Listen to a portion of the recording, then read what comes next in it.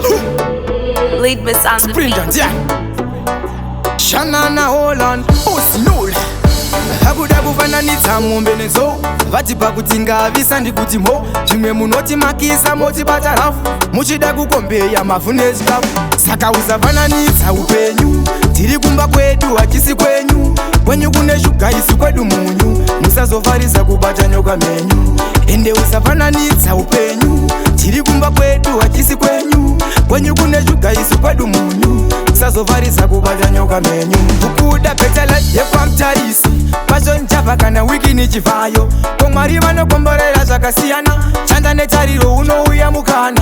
mwari vanokomborera boisi kutambura kwedu sandikuti choisi tinokunzwa izvenyu vematisigaisi tinongonyarara setisinawo choisi saka usafananidza upenyu tiri kumba kwedu hachisi kwenyu kwenyu kune shuga isu kwedu munyu musazofarisa kubata nyoka menyu ende usafananidza upenyu tiri kumba kwedu hachisi kwenyu kwenyu kune shuga isu kwedu munyu musazofarisa kubata nyoka menyu hakuna mambo asina muranda hakuna muranda asina mambo zuva rikaveira nguva dzatoenda wopfugama kuna mwari wakotenda chinodiwa kuna mata kumbira denga rigokuchengeta nevaya vanozunza akata vachashamisika uchikwidza makata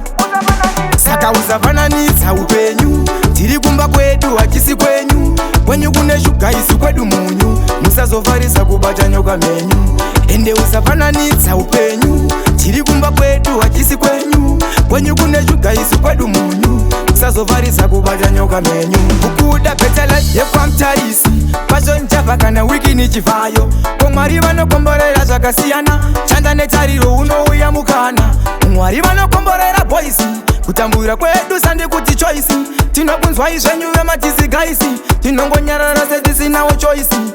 saka usafananidza upenyu tiri kumba kwedu hachisi kwenyu kwenyu kune shuga isu kwedu munyu musazofarisa kubata nyoka menyu ende usafananidza upenyu tiri kumba kwedu hachisi kwenyu kwenyu kune shuga isu kwedu munyu musazofarisa kubata nyoka menyu